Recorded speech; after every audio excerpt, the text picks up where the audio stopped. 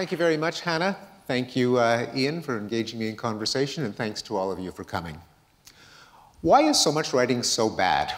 Why is it so hard to decipher a legal contract, or to follow an academic article, or to understand the instructions for setting up a wireless home network? Now, there's no shortage of hypotheses, and the most popular is that bad writing is a deliberate choice, that bureaucrats insist on gibberish to cover their anatomy, that academics in the softer fields try to dress up their lack of substance by spouting highfalutin gobbledygook. I've never found this argument particularly compelling because I just know too many scientists and other scholars who have a great deal to say, who have no desire to impress, no need to obfuscate. Still, their writing stinks. The other hypothesis that that's suggested to me is that it's digital media that are ruining the language, that Google is making us stupid, that Twitter is forcing us to think in 140 characters. Now, according to this hypothesis, it must have been much better before the advent of digital media. And those of you who are old enough will remember that age in the 1980s when bureaucrats wrote in plain prose, teenagers spoke in fluent paragraphs, and every academic article was a masterpiece in the art of the essay. You remember those days, don't you, in the 1980s, or was it the 1970s? The thing is, of course, that bad writing has always been with us, and one can see almost identical complaints about the quality of writing and the imminent decline of the language in every decade and every century, literally going back to the invention of the printing press. And yes, literally.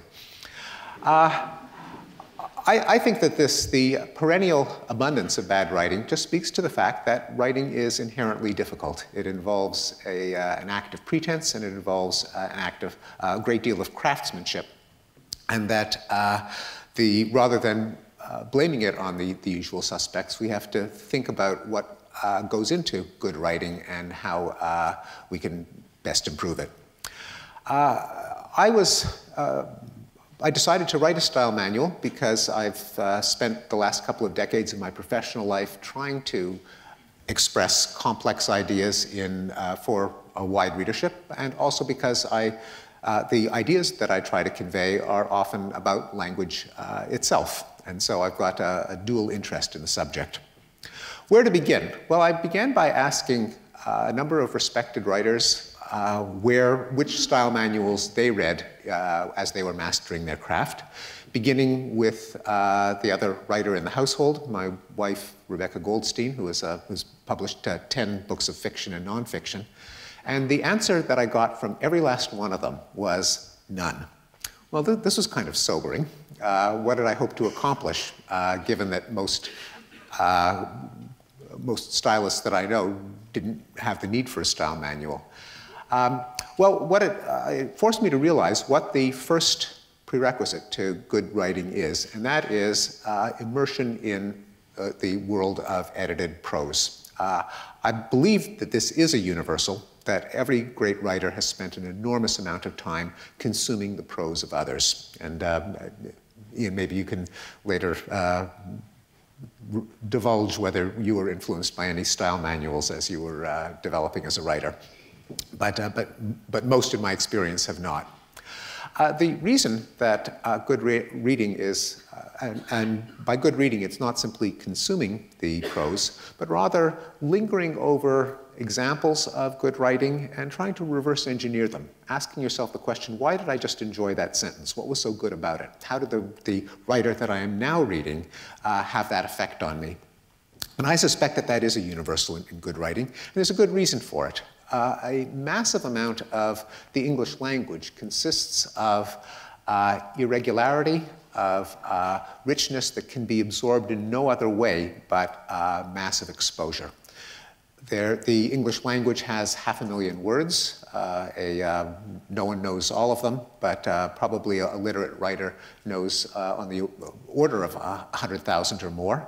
Each word has to be acquired in an act of exposure and memorization. English probably has as many idioms as it has words.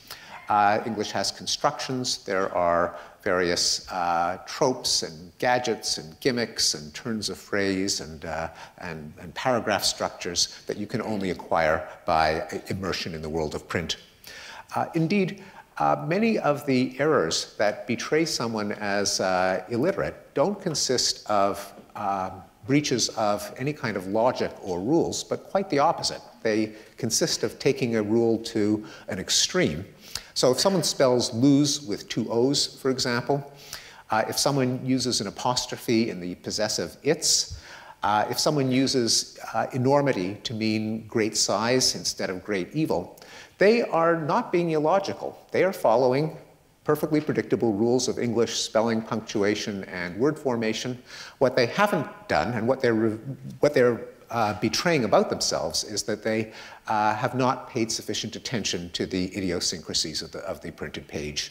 Another advantage of good reading as the first step in mastering the craft of writing is that it's a much more pleasant way to acquire the craft than to memorize a list of do's and don'ts. And many of the style manuals that I consumed have a kind of stern, censorious tone, that writing is an ordeal. It's a minefield that one has to tiptoe across, and one courts condemnation and abuse with every footfall. But consuming good prose as a way of becoming a better writer is a much more inviting means of becoming a writer anyway. The second thing that I think goes into good writing, and again, this is well before you get to rules of usage and errors and pitfalls, is to adopt the right mindset, the right act of pretense when you're writing, because pretense it is. Unlike spoken conversation, which is instinctive to us, and which can be guided by the give and take of face-to-face contact. You can, when you're in conversation with someone, you can watch as they furrow their brows or raise their eyebrows, or they can break in, they can ask for clarification, and also the person in front of you is someone who's known to you. When you're writing, you're casting your bread onto the waters. You don't know who is going to be reading it. They're not there. You may be dead when they read it. And so you have to imagine who your readership is, and also imagine what kind of communication you're engaged in.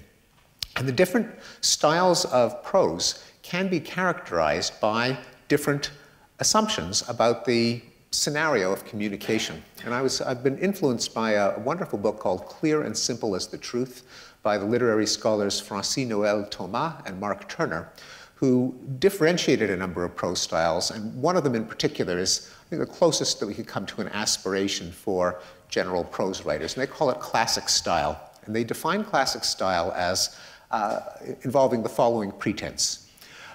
You, the writer, have seen something in the world. It's an objectively true happening. It's out there. Your reader has not yet noticed it. You are orienting your reader so that the reader can see it with her own eyes. And you do so by means of conversation. So the central metaphor is joint attention.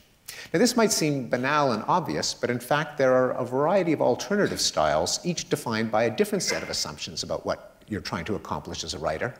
There's, for example, reflexive style, where a writer struggles to externalize some kind of subjective, idiosyncratic, and mostly ineffable personal reaction to events. It's a very different model.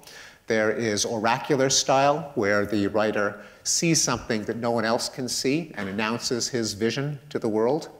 And there's self-conscious style, what infects most academic writing, where the writer's chief goal is to escape accusations that he's naive about the epistemological assumptions underlying his own enterprise. And so a lot of academic writing is stereotypically awful, because the writer is so terrified of being convicted of making an error that it is larded with apologies, and the concept of language is extremely difficult to define. There are many theories and lack of consensus, and more research needs to be done, and on and on and on before they get to say anything about, say, language itself. The goal of classic style is to try to discard all of the self-conscious reflections on how hard it is to know anything or to say anything about anything, but rather to describe your subject matter as if it could be seen by anyone competent to see, as long as they were provided with an unobstructed view. And in the book, I go over a number of sins of academies and other forms of turgid style, like bureaucraties and corporaties and legalese, which I think all are fall out of the model underlying classic style. And I'll just give one of them, and that is the academic's habit of compulsive hedging, to sprinkle your prose with relatively, in part, so to speak, virtually, as if to make it impossible to put you on the hook for anything that you say. Another reflex of this mindset is the mindless use of shutter quotes to ensure that no one ever thinks that you literally mean what you say. Leading to absurdities such as the letter of recommendation that said, you know, so-and-so, this candidate is a quick study who masters virtually any task that she sets before herself. Now, are we supposed to understand that to mean that she's a quick study, or that she is a quick study? That is, someone who is rumored or alleged to be a quick study, but who really isn't. And then there's the distinguished scientist who, when I asked her how she was, pulled out a picture of her 4-year-old daughter and said to me, beaming, "We virtually adore her." The next step in writing, and again, this is way before any consideration of the split infinitives, fused participles, and all of the things that people associate with style manuals, is overcoming a widespread cognitive limitation. It goes by many names, but my favorite is the curse of knowledge. The difficulty that all of us have when we know something in imagining what it's like for someone who doesn't know it. It's almost impossible to subtract a bit of knowledge and to do the act of empathy or perspective taking that allows you to appreciate what it's like for someone else who doesn't know what you know. The prototypical demonstration known to every psychology undergraduate is the false belief task. 3-year-old comes into the lab, is given a box of Smarties, opens the box, and is surprised to find pencils inside. So you put the pencils back in. Now Jason comes in, and you ask the child, what does Jason think is in the box? And the child will say, pencils.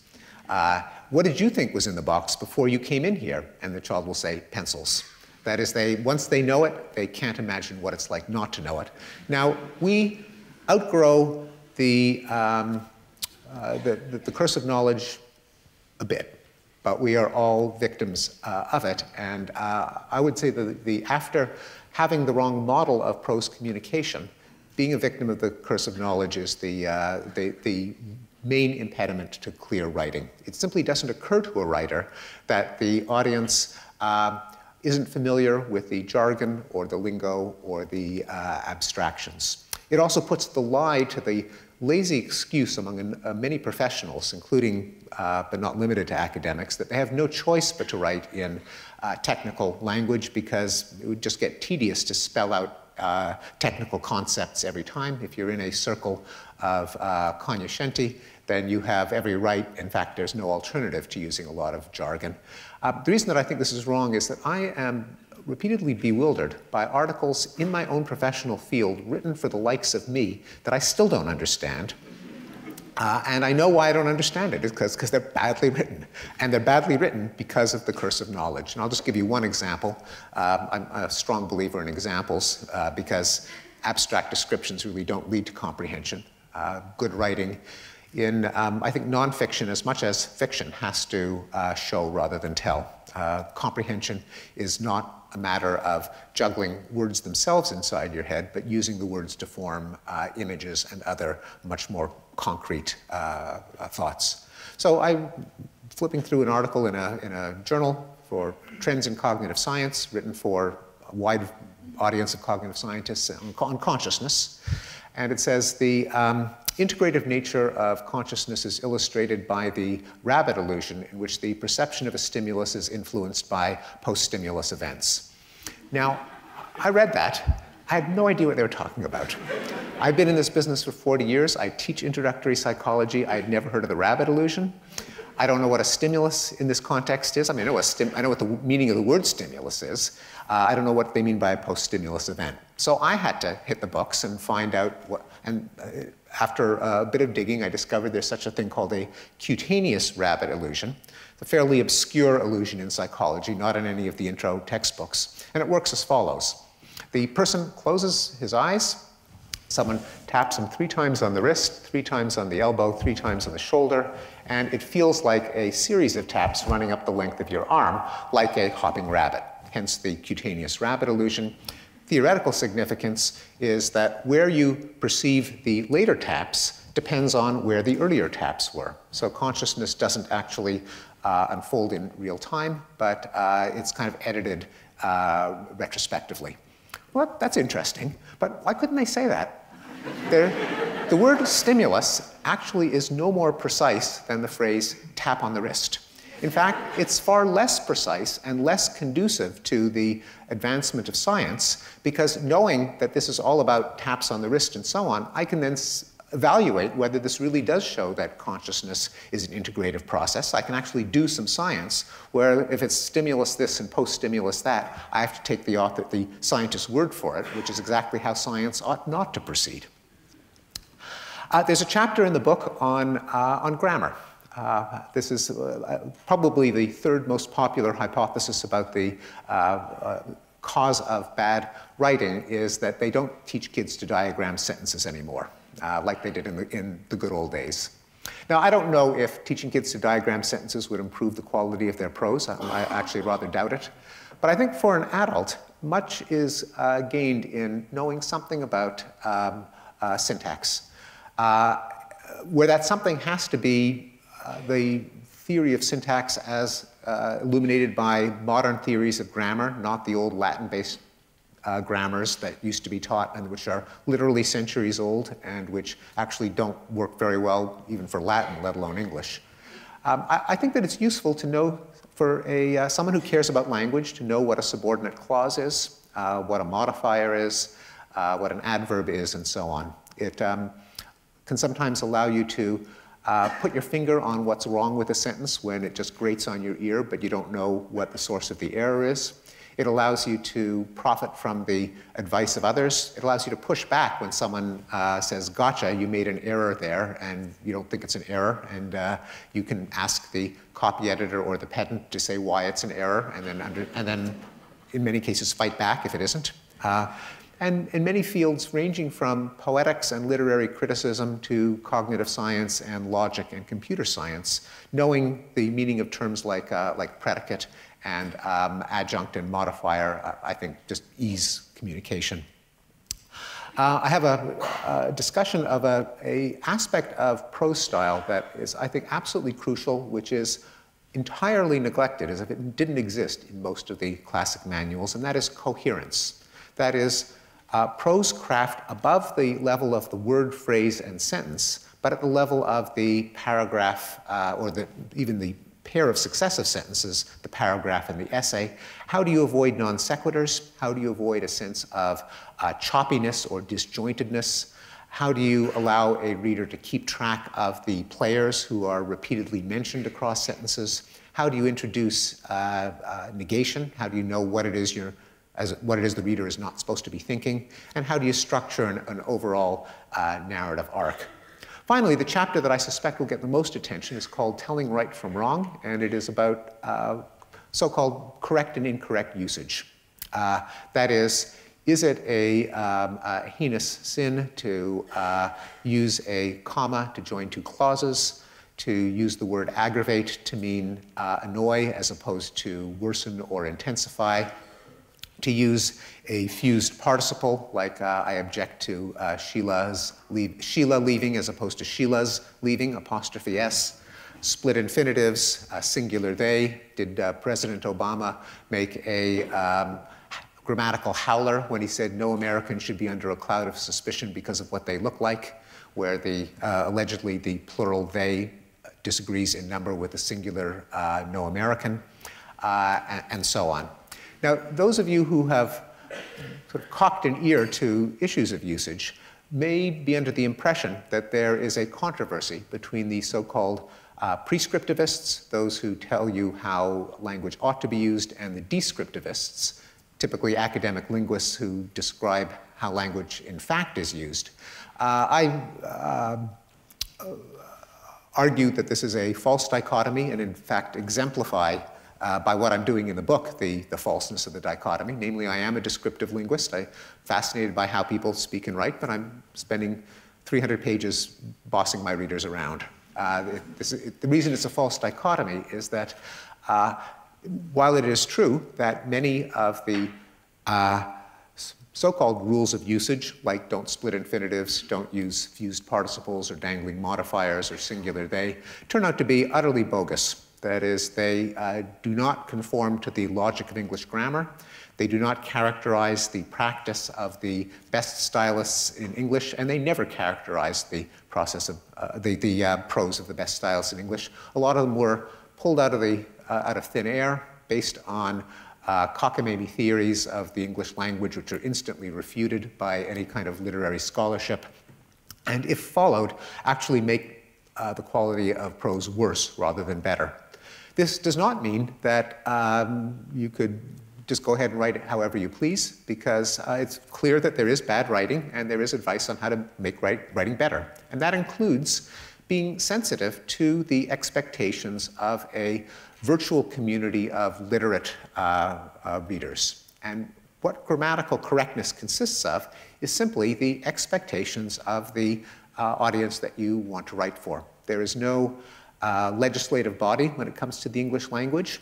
There's no English Academy, nor is it true, as so many people think, that the editors of dictionaries function as such an arbiter or legislative body. I can speak with some authority on this because I'm a consultant to the American Heritage Dictionary. I chair their usage panel. And the first question I asked the editor when I joined was, so how do you guys decide what goes into the dictionary? And he said, we pay attention to the way people use language. That is, when it comes to what's correct or incorrect in English, there's no one in charge. The lunatics are running the asylum. This is, and again, contrary to a frequently circulated myth, this is not a new development in the writing of dictionaries, some regrettable product of 1960s relativism or of the influence of academia on high standards. It's always been true that dictionaries record usage. They have no choice. Words change in meaning. They always have, they always will. Any dictionary that carried out the purist's mandate to halt language change in its tracks would be as useless as the, you all remember the Hungarian English phrase book from the Monty Python sketch that translated, can you tell me how to get to the train station as may I fondle your buttocks? Well, any dictionary that attempted to flout the consensus among literate readers and writers and to dictate as opposed to reflect expectations would be exactly that useless. And so a dictionary that said that the word nauseous must only be used to mean nauseating, as in a nauseous roller coaster ride, and may not be used to mean nauseated, as in the children were nauseous when they got out of the roller coaster, would be useless as a guide to writers because it would misinform you about the expectations of your readers. That's true of dictionaries now. It's always been true. But in any case, I do offer some positive advice. It is really, despite the fact that some traditional rules ought to be thrown out the window, there are others that you'd be well advised to follow. If you, for example, are impressed by fancy schmancy words and you think that fulsome is a synonym for full, or that meretricious is a posh way of saying meritorious, you could get yourself into trouble. If I thanked my host today for her fulsome introduction, I would not be complimenting either her or doing any credit to myself, because fulsome to a literate reader means excessively and insincerely flattering. It's not a hoity-toity synonym for full. That's just one of many examples where a good writer really ought to hone an appreciation of how words and idioms and phrases are likely to be interpreted by a circle of fellow literate readers and writers. And that's why the prescriptivist, descriptivist controversy is just not a controversy. But in any case, just to sum up, even the most irksome errors of usage are, I think, a small part of what goes into writing, and they pale in importance behind adopting classic style or some other defensible style and having a clear idea of what that style is, the overcoming the curse of knowledge, and principles of coherence. So yes, pay attention to the fine points of spelling, punctuation, grammar, and diction, but the priority in writing consists of these far more psychological aspects of the writing mindset. Thank you very much.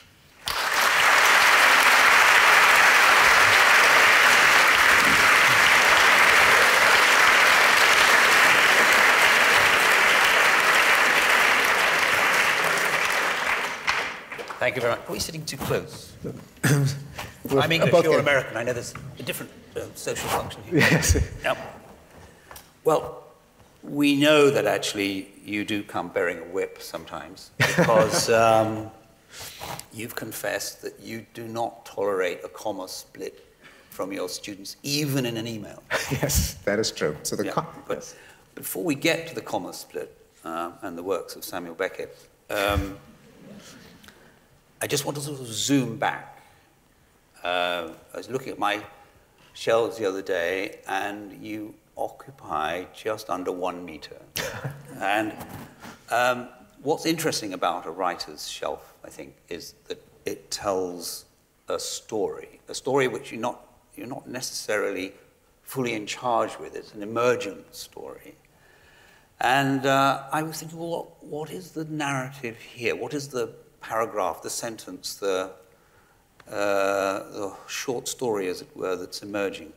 And it helped me when I saw you described in the newspaper as a thinker, something I hope we could all lay claim to, but I rather liked it, very understated.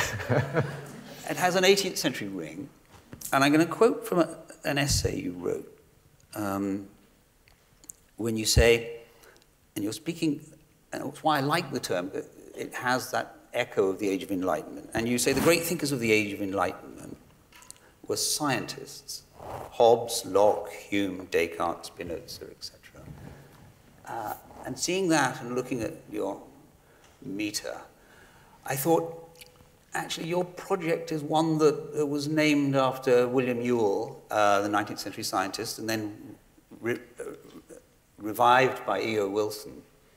Consilience. It seems to me you're an Enlightenment project man in the business of unifying all knowledge under one great roof. You did that in your personal life. You're a scientist who married a novelist. But more than that, you've covered the whole field as an empirical scientist, and yet you've constantly wandered into the territory of the humanities, sometimes finding a pushback. And in fact, what your essay, that rather sparky essay, was some controversy involving scientism. So my first question to you really is, what is it that, say, the great revolution of our generation in the last 30 years of cognitive science brings to the business of language and grammar, more than just mere logical, clear thinking? What, in your experience as an empirical scientist, do you feel that you're bringing to bear on this matter? On the matter of writing style per se? Yes. A number of things. One is just the attitude of backing up claims with evidence. And this includes the traditional rules of usage. If someone says you may not split an infinitive, that Captain Kirk made an error when he said to boldly go where no man has gone before. It should have been to go boldly where no man has gone before. What I take to be a scientific mindset is, says who? On what basis? What's your evidence, or what's your argument that is a grammatical error? And this doesn't sound like traditional science. It doesn't involve sticking someone's head into a brain scanner.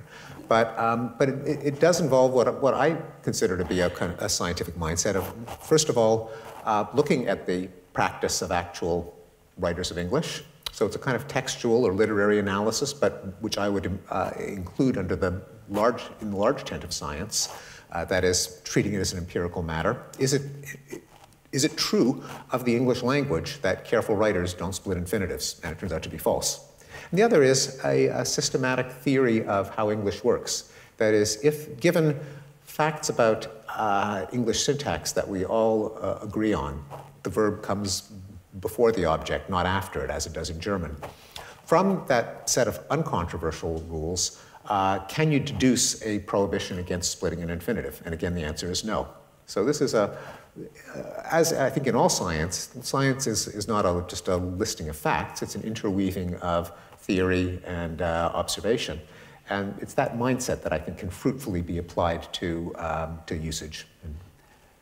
You often take the part in your book of the reader, hopefully. So here we're in the area of cognition, and it's there too that I think you're being helpful in a strange and unusual way, because most books on English usage are not written by people who have a history in psycholinguistics and child development and child acquisition of language. Could you speak for the reader for a moment, rather than the writer? Yes. Yeah, absolutely. And in fact, ultimately, style is an exercise in applied psychology. It's the psychology of the reader. When we talk about good style, we're talking about style that will please the ear of a reader, that will convey information. Unlike many writers, many more permissive commentators on style who say, well, as long as you communicate, that's all that matters. Why should there be any fuss as long as the reader can get the message? I think we could raise the bar from that. I don't think it's just a matter of communication, although that obviously should be primary, certainly in prose communication, in expository prose, and I think in at least some aspects of literature and nonfiction, and in fiction, I mean. But above clarity, there really is such a thing as pleasure taken in reading, not just I know what the writer intended, but I'm really enjoying this, and I think that can be an aspiration of advice on style as well. But both of them ultimately involve the psychology of the reader. And so I am curious and try to bring as much psychology as I can to bear on the question of what's going on in a reader's mind as she works her way through a sentence word by word and assembles chunks of meaning, forms images, ties together different parts. Those are all really, I consider to be questions in psychology, as well as, ultimately, this is harder to answer, but I think it's answerable, appreciates style as part of the aesthetics of reading as well. Part of that aesthetic, you seem to underline, is in the clarity of logic and how things unfold. So moving from small things to larger things within a sentence or within a paragraph. Could you comment on that a bit? I mean, I suppose the old-fashioned manuals would tell you the same thing, but come from a very different position or background. Yes. So one of the classic guidelines to good style, I certainly didn't invent it. It probably goes back to the Sanskrit grammarians, is put the heavy stuff at the end of the sentence. It's the wild, the innocent, and the E Street Shuffle, not the E Street Shuffle, the innocent and the wild. The faster than a speeding bullet, more powerful than a locomotive, able to leap tall buildings in a single bound. The heavy stuff goes at the end. And this is true at almost every level of linguistic structure. The polysyllabic word goes after the monosyllabic word. It's kit and caboodle, not caboodle and kit, and everything in between. The part of it is the meter, and I suggest early on in the book that good prose is enlivened by moments of poetry, that often what we enjoy, even in prose, is a pleasing meter, deft use of alliteration and assonance and allusion. But in addition to meter, the ordering of heavy last eases the reader's memory. Because if you've got a big, hairy phrase in the middle of a sentence, you've got to keep it suspended in working memory as you parse the end of it. That is, as you figure out where all the words should go in the logical structure of the sentence. And we know one of the basic principles of cognitive psychology is that our working memory is thimble-sized. There's a big bottleneck. If you put the heaviest phrase at the end, then you've figured out where to slot all the words by the time that you are trying to decipher that last phrase. And so that just gives a feeling of ease that not only contributes to comprehension, but I think contributes to the sense of pleasure, that you feel that this is a well-crafted sentence when the writer shows that degree of consideration. On the visual, which you talked about there and you unfold at length in your book, I had my own thoughts on that. Whenever I'm writing a scene that's, let's say, it's either violent, emotionally, or physically, it's very important to get the visual in the reader's mind, to convey to the reader's mind certain key visual facts, and then the rest can sort of look after itself. And I always think that the great remark of Conrad from his preface to the Nigger of Narcissus, my task which I'm trying to achieve is, by the power of the written word, to make you hear, to make you feel, but it is before all else to make you see. Oh, I wish I'd known about that. I'll email it to you. Yes, thank you. I always thought Conrad failed with Heart of Darkness. He doesn't show us what Kurtz is up to. So he only suggests it, not enough. But anyway, can we talk about the visual a bit more in writing? Because I think clearly you and Conrad have touched on something here. A large portion of our brain, is it 35% is dedicated to visual processing, or is it more or less? You tell me. We are visual creatures, and good writing always seems to have at its heart something intensely visual, even if it's dealing with abstract matters. Yes, yeah, and even in academic nonfiction writing, I think the major contributor to that just feeling of kind of airy, mushy, turgid, bloated nothingness is that the writer writes in abstractions. And the example that I gave of the stimulus and the post-stimulus event would be a perfect example. Yeah. Stimulus has a meaning, something that stimulates the organism, but just that word doesn't allow you to form an image of what the stimulus is. The image needn't, by the way, be literally visual. In fact, in the example that I gave, it really was cutaneous, but nonetheless, it is concrete. It is an entity that has a sensual component and that carries with it expectations of how it behaves in the world. Once you know that something is a tap on the wrist, there's a lot else that you know about it. Yeah. Whereas for stimulus, something's very abstract. All you know is the definition. And comprehension is enormously easier if you have concrete material to work with. Probably because we build our abstractions as we learn out of more concrete experience, starting when we're children. And ultimately, the deepest and most intuitive level of understanding involves something concrete and physical. And a number of scientists have made this point as well, probably most famously Einstein, who said that he was led to his discoveries not by manipulating equations, but by thought experiments. What would it be like to be in a plummeting elevator, someone cuts the cable and you take a penny out of your pocket and you try to drop it, things like that.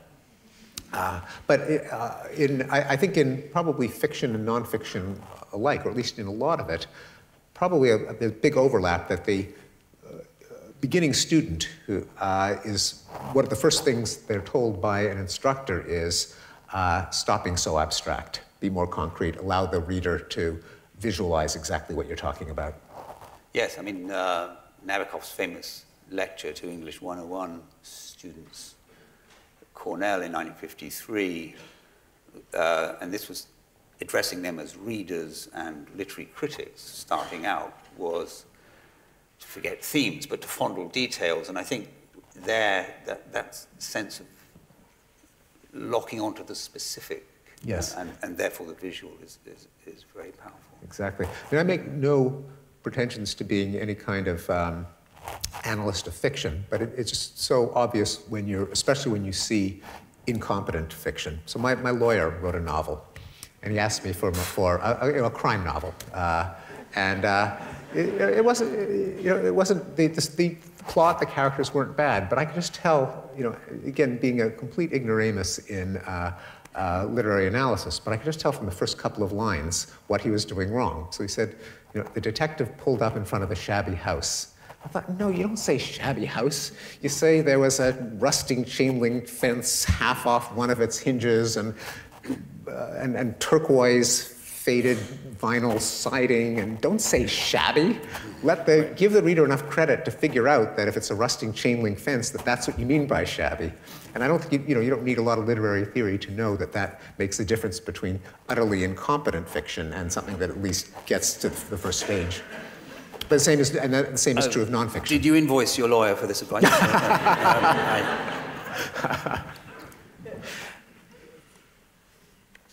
Let's just plunge right into the specific. And in my generation, I know educated readers who would never, and writers, sorry, who would never use the word hopefully. Mm-hmm. Absolute law against it. Yeah. Let's talk about that a minute, because there is the quality of knowing perfectly well that there are other sentence adverbs that we're happy to use. Sadly, he died, frankly, you're a fool, and all the rest of it. But not hopefully. Someone has done something to our brains to forbid this. And even when you know it's nonsense, you don't want other people to think you're a complete fool. Yes, right. So we're in a kind of recursive problem here. Set us free. Yes.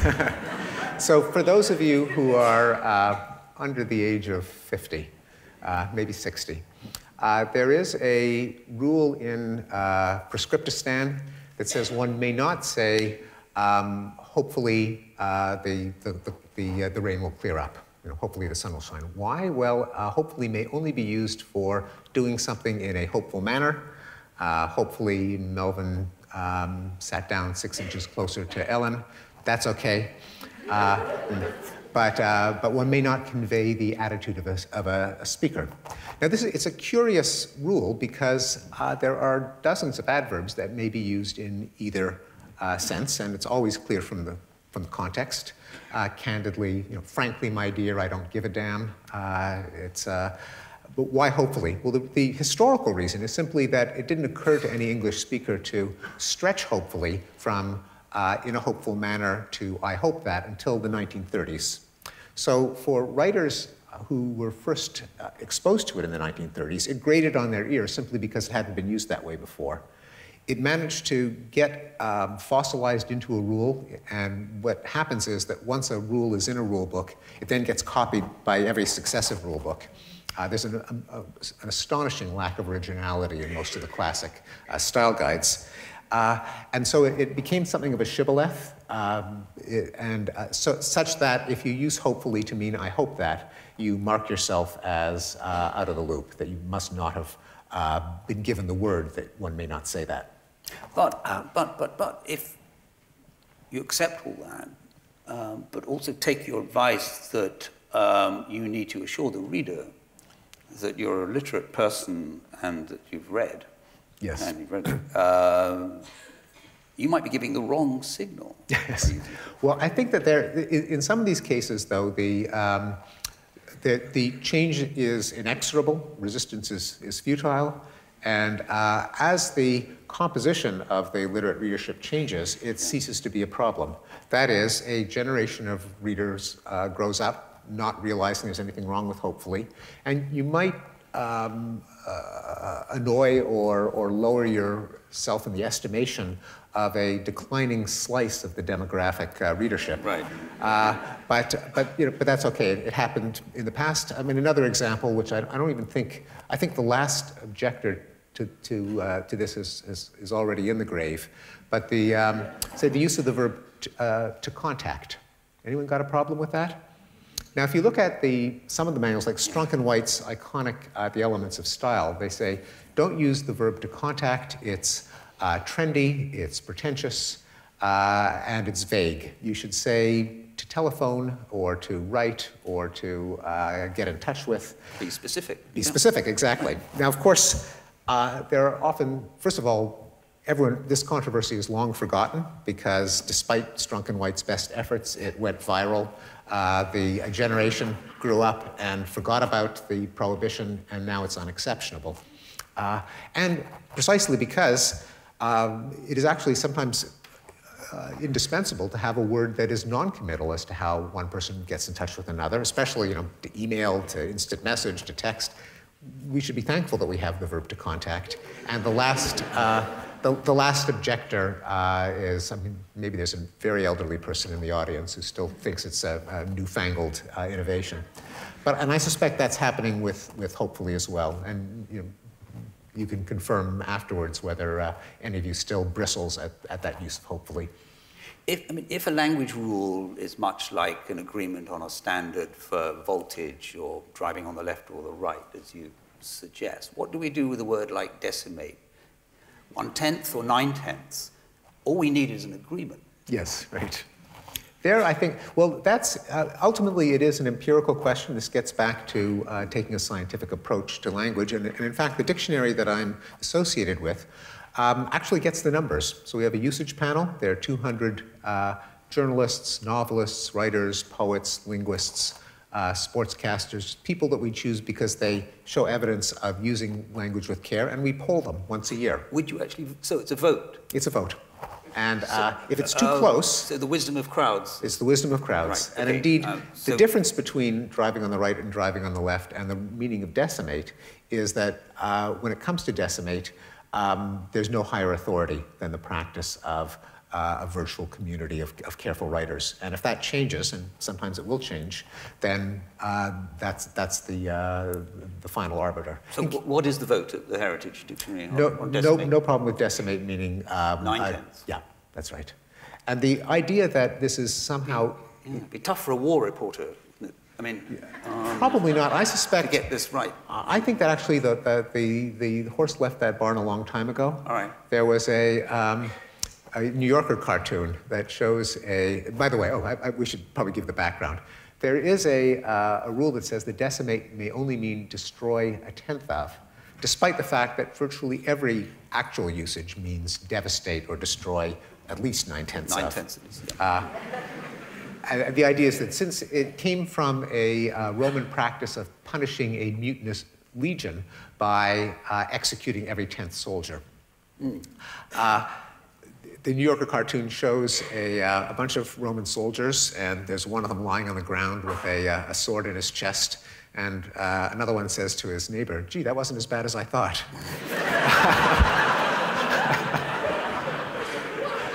Now, the rationale behind the rule is that that since technically decimate, you can hear the DEC in decimate, it means 1/10, therefore it must mean destroy 1/10 of. Dictionary editors refer to this as the etymological fallacy, because it is simply not true that the original sense of a word is its only correct sense. In fact, that's false for probably the majority of English words. And as the editor of one of the editors of Merriam-Webster put it, if you insist that decimate means destroy 1/10 of, shouldn't you also insist that December refer to the 10th month? And start correcting people when they use September, October, November, and December to not refer to months that aren't 7th, 8th, 9th, and 10th. Usage changes, and we just got to get used to that. We could agree that it just means to move the decimal point one position to the left. That would make everyone happy or unhappy. While we're being broad-minded, can we talk about the comma? Ah, yes. I'm happy to join the sticklers. So here is the most famous opening sentence of a novel that was ever written, which you quote. But I'm going to read the punctuation as well. It is a truth universally acknowledged, comma, that a single man in possession of a good fortune must be in want of a wife. Now that's a breathing comma, or what we would call a breathing comma. Good word. What do you call it? You call it something different. I don't know if there's a name for it, but anyway, yeah, breathing, that's a good word for it.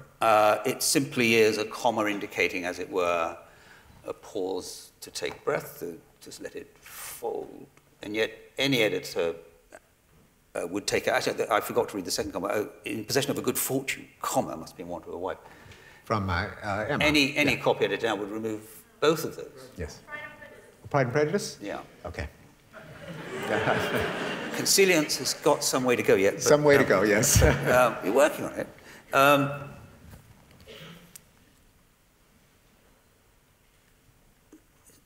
The breathing comma is vanishing in favor, you suggest, of the syntactical comma, the comma that's dictated not by the sense of how you might speak this and pause, but by the syntax of the sentence itself. And as someone who's been edited a few times by the New Yorker, where there is a fanaticism about sprinkling commas all over the place, this seems to me a great tragedy. I mean, I'm one of those people who see a decline in civilization in the way I shouldn't. But this is a great loss. Yes. So the problem with English punctuation is that it really is shouldering two burdens. One of them is to indicate where one can take a breath, and the other is to give some hints as to the syntactic phrase structure tree of the sentence. Yeah. There are, and contrary to the idea that there is there are high standards for punctuation and that civilization is declining because people flout them, particularly the grocers who use an apostrophe for apples and so on. The Lynn Truss's Eats, Shoots, and Leaves was based on the premise that there are crimes against punctuation, that the rules are clear and people increasingly flout them. But as it happens, that punctuation in Jane Austen's era was a kind of a loosey-goosey thing. There were all kinds of practices that often mixed syntax and prosody, or the melody and rhythm and timing of speech. There are differences on two sides of the Atlantic. In general, the Americans are more fastidious about punctuation than the English, and things like the comma splice, which always pops out at me, is not as uncommon in English prose. There's been a general trend to make punctuation, as Ian pointed out, a little less reflective of pronunciation and more of syntax. And the New Yorker has taken that to an extreme by inserting commas in places where an ordinary reader would just skate over that string of words, and the comma actually slows down the reader. It's like kind of playing hopscotch as you work your way through the sentence. And so the New Yorker has a famously eccentric policy of sprinkling commas at every phrase boundary. So is this a good thing or a bad thing? It's the way the language has gone. Oh, I should mention there's another trend, which is to lighten up punctuation. That is, with the exception of the New Yorker, which is bucking this trend. In general, copy editors now tend to take out commas and encourage their writers to do it, and as well as other punctuation marks like the hyphen. Yeah. Jane Austen would lose grades from an English teacher today or a copy editor because one may not, no matter how long and convoluted the sentence, put a comma between the subject and the predicate. But she lives on.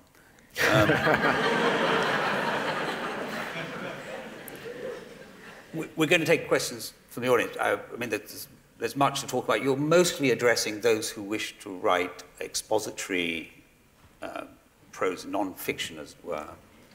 But you are bound to be aware that, for those of us who write fiction, there was a famous beginning of Pride and Prejudice. The famous end of perhaps the most famous novel is entirely without punctuation. Yes, true. Well, here it is. But I'm not going to read the whole 35 pages.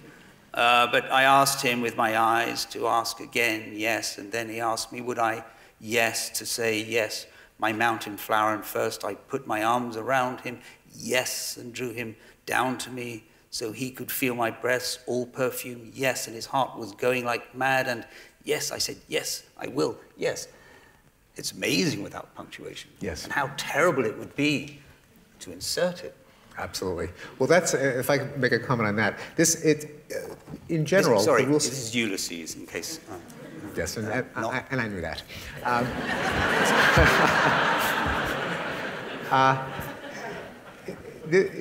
I think it's actually a nice illustration of the point that all of the advice on usage has to be relative to the goals of the writer.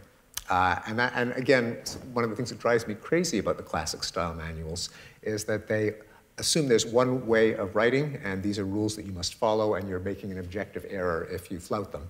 Now, in this case, I mentioned classic style, the imagined scenario of the reader and writer in conversation. The writer has noticed something, wants to call attention to the reader. That is one style. It's not the only style. All the resources of language, the word choice, the phrase structure, the punctuation, the paragraph breaks, everything, are their tools. They're means to an end that a writer aims to accomplish. What makes writing bad is not that the writer departs from one of these models, is that the writer doesn't know what he or she is doing. That is, the writer either doesn't know what the aim is, or has an aim and chooses the wrong tool for the job. Now, Ulysses, famously, is not the model of classic style.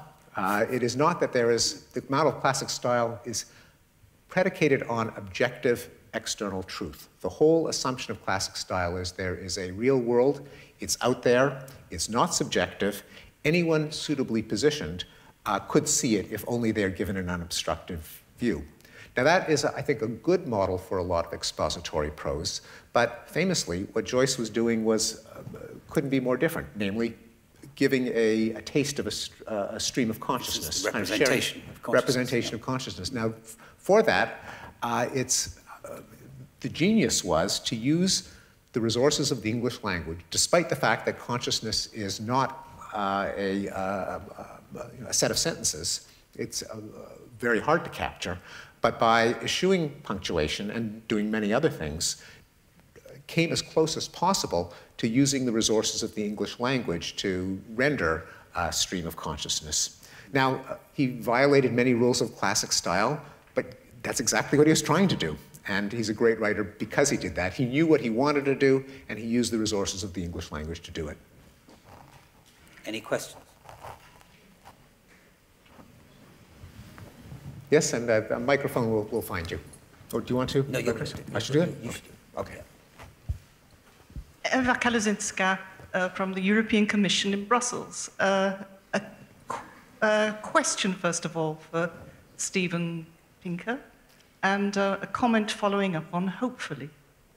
First of all, the question. You said that there's no legislative body for English, of course, unlike such bodies for French and Spanish. But that doesn't mean to say there isn't legislation.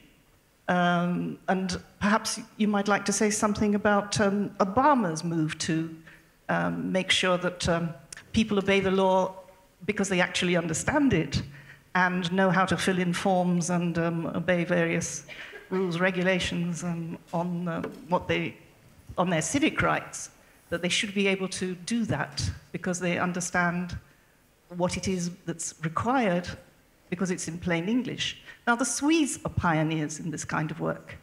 They decided a while ago, quite some time ago, that you can't really have a democracy if people don't understand the law.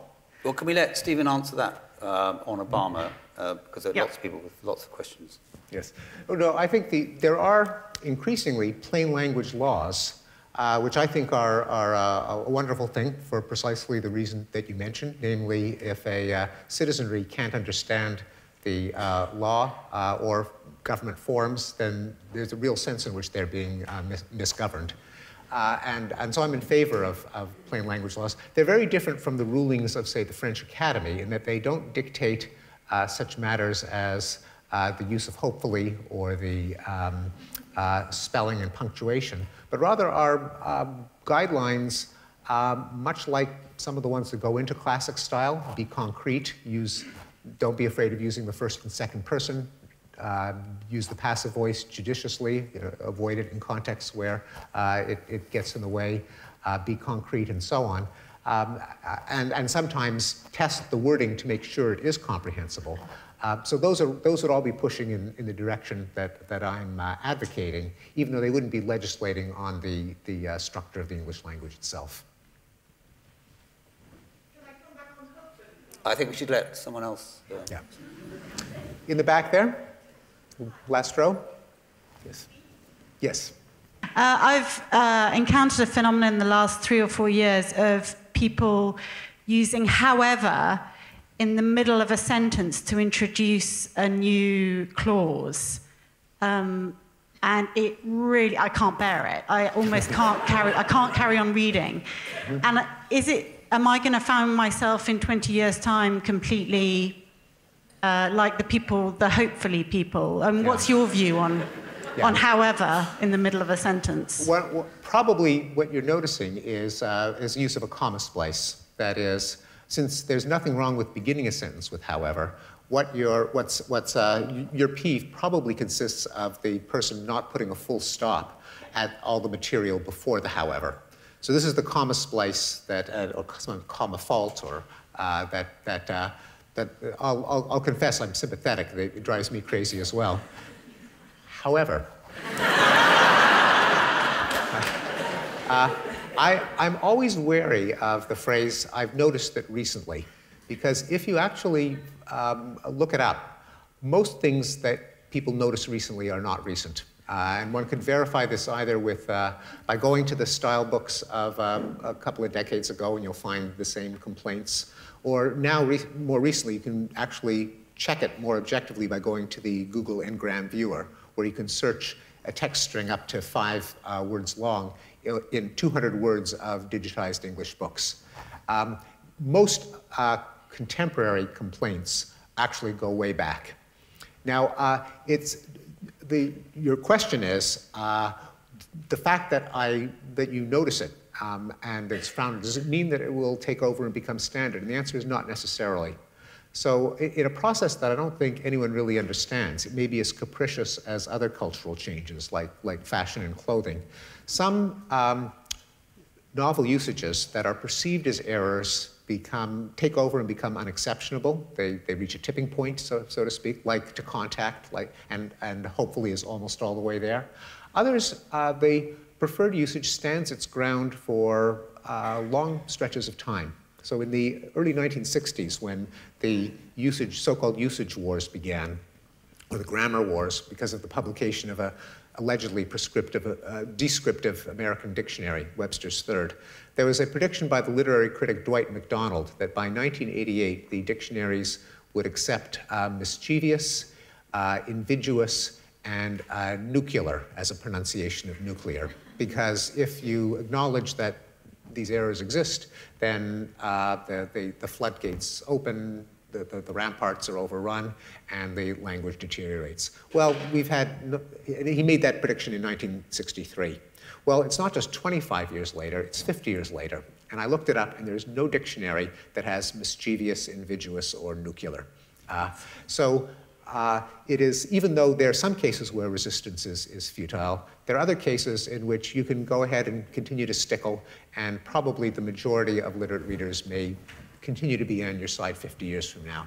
We don't know. I don't know if the comma splice, which by the way is what irks you, has been common in a lot of English writing before there was something of a crackdown. Whether we'll go back to the comma splice, I don't know. I tend to doubt it. Let's see, and is there anyone? Okay. Yes. Yeah, yes. Just sort of that a good writer may flaunt the rules as long as they're aware of the rules and do so consciously, which sounds very reasonable. Now, if I think about the visual arts, there's rules in visual art, and artists may flaunt those consciously, like somebody like Picasso obviously has done so, but there's also a concept of outsider art or naive art, which is still considered to be good, even though it doesn't follow the rules and isn't aware of the rules. Do you think there's room for a concept like that in writing? Oh, absolutely. And indeed, Joyce was an early example, but more, and in many forms of experimental fiction, even more flagrantly in poetry. Again, going back to Joyce, it's really not a question of that the rules are inviolable, just that they're relative to the goal of the writer. Most of the time, a writer is trying to be experimental, really wants to meet the expectations of a literate readership, wants to be clear, and so the resources of language make that possible if they're thoughtfully applied. But absolutely, E. Cummings, when it came to capitalization, for example, another considered radical in its era, now kind of conventional, but sure. Oh, you're beckoning over to, we have a question. Oh, yes, Oliver Cam.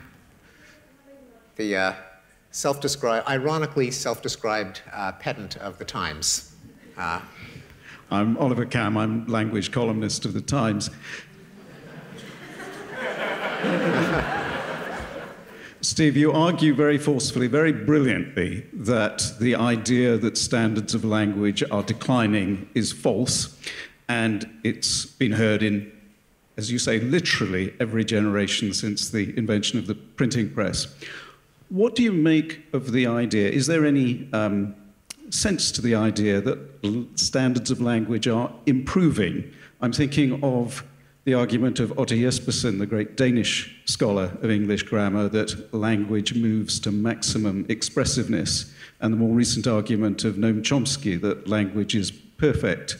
From what I know of your writings and our discussions, I suspect you would disagree with that, but perhaps you could comment on it. Yeah. I think it's a hard question to answer because there's no such thing as language. There are languages used in so many different ways by so many different people for so many different purposes that that it's actually an error to talk about the language. And that's one of the reasons why I don't subscribe to the idea that, say, Twitter is forcing us to think shorter thoughts, because all of us, each individual, uses language in a variety of forms, and depending on the context. You speak differently to your spouse or your kids over the breakfast table than you do if you were delivering a funeral oration or if you were speaking on the BBC. And Twitter is just one of many registers or forms of language. And so to ask the question, is language as a whole getting more expressive? There are just too many different ways in which it's being used. One could ask the question of, say in the language used in newspapers, even then different newspapers have slightly different styles and tones. So I don't think it's getting worse in that. I don't think the best. Maybe that would be a kind of benchmark. But we are all writing more, aren't we? And we are all writing more. Who would have thought, those of us who lived through the 60s, 70s, and 80s, that the use of the telephone would be declining, or watching broadcast television? People are spending more time in the world of text than in the visual and auditory world. And of course, several decades ago, the Cassandras were lamenting the decline of civilization because no one was reading anymore. They were spending all their time on the phone and watching TV. Now, the complaints are everyone's at their keyboard. So yes, I think text, one could argue, is more important than ever. You should take someone from the balcony. Ah, yes. Thank you. Oh, hi there. I was really interested in this difficult dilemma between he and she, sort of gender literacy. And I noticed in your presentation, and given that you're talking about the visual picture of conveying empathically a story to the audience, that twice, and I'm not a feminist, but I just noticed that twice you referred to reader as she and writer as he. And I'm interested. Sitting down, I did notice you used he or she, and it struck me because in the things that I do, I have to stumble around being not only politically correct, but making sure that I'm conveying truthfully what I'm trying to say, and have this dilemma of he and she, and it's very clumsy. So I was just curious how you feel it's best to handle that. Yes. in that the old-fashioned way of just using man, he, you know, is the generic for all of us, has passed by. Yeah, it's one of many cases in which the resources of the English language just aren't up to the demands of writers and communication. So it's a case, to get back to Oliver Camp's question, where the language quite flagrantly is not perfect, very far from being perfect, because there is no way to refer to a generic individual without making some kind of trade-off. Now, there are a number of options facing a writer. The one that I personally used in the book was to alternate in chapters between having the generic writer being consistently he and the generic reader consistently she, and the other way around. And fortunately, I have an even number of chapters. But there are... Did you design it that way for that reason, partly? Did you design it that way? I designed it that way. That was the choice that I made, and I explained it in one of the book's few footnotes, that's what I was doing. But I also discuss explicitly the array of options facing the writer. One of them is the much reviled but historically respectable so-called singular they. Everyone return to their seats. No American should be under a cloud of suspicion because of what they look like. And getting back to Jane Austen, I cited a paper called Everyone Loves Their Jane Austen, which went through her oeuvre and counted the number of times she used singular they, and I believe it was 57. And not just in the speech of her characters, but in the speech of the narrator. So Jane Austen had no problem with it. And I think that is one of the respectable options. It is not, it is neither illiterate in the sense of contradicting the best practices of English writers, nor illogical, because the they in Everyone Return to Their Seats is actually not in fact plural when you look at its semantics. It is basically, its meaning is a bound variable. It is what a logician would paraphrase as, for all x, x returned to x's seat, the meaning of they is x. And so semantically, it's perfectly respectable. There are contexts in which it would clearly pop out and distract the reader. If you have, say, a person should watch their language. If the singular and the they are too close, then that just clashes too much, and you might want to use another option of converting to the plural. People should watch their language. That's another option. Can also be imperfect, because sometimes you really need to line up in one-to-one correspondence the different clauses that involve an individual. Sometimes you may have no choice but to say he or she, and as long as it isn't done too much and the sentence doesn't have too many of them, it can pass unnoticed. But the option that is no longer available is to use the masculine to refer to a generic member of the species. And one of it used to be said that English, like other languages, the he is ambiguous between masculine and neuter, and that's just false. It is just not true of English. He is unmistakably masculine. If you say something like, Jack and his sister had a game, who could find uglier pictures of himself? That just doesn't work. Him is masculine. And when you read, the original objections to non-sexist language are that it pops out and it seems like the reader is boasting, look what a sensitive, new age, non-sexist guy I am, if you use, say, she, when formerly readers would expect he.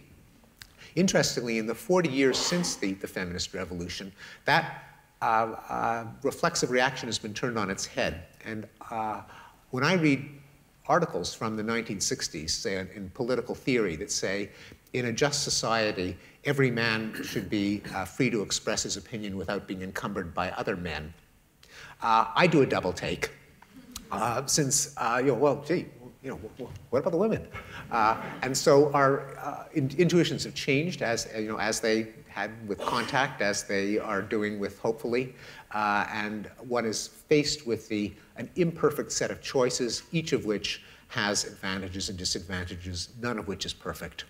And there's a more, I guess, a general point that I'll make is that when it comes to issues of usage, the great fallacy is that this is a matter of objective reality, and that there is a clear-cut correct and an incorrect way to express oneself.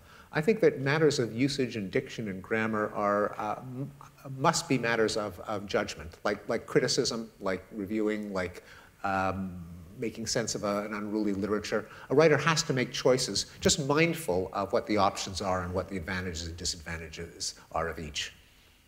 We've got time for just one last question, and can it be phrased briefly? And then may I ask you one last question? Okay.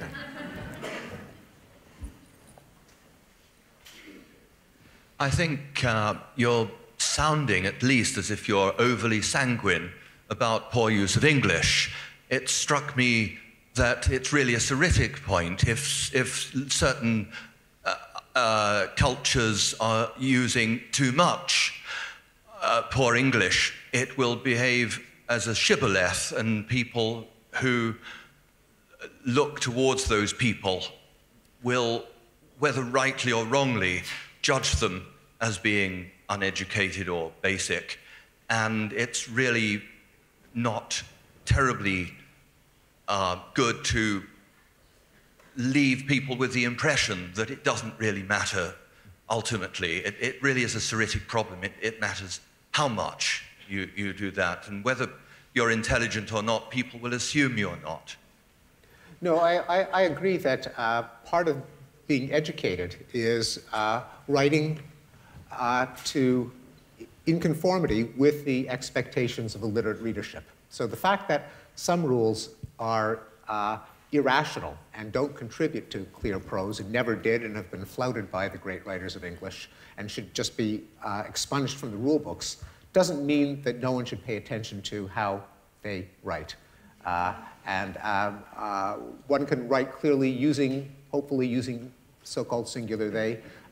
It doesn't mean that one should not be mindful of the grammar, the punctuation, the spelling of English. So yes, part of education should be improving the quality of one's prose, just that improving the quality of one's prose does not consist of obeying every rule that every purist has ever floated.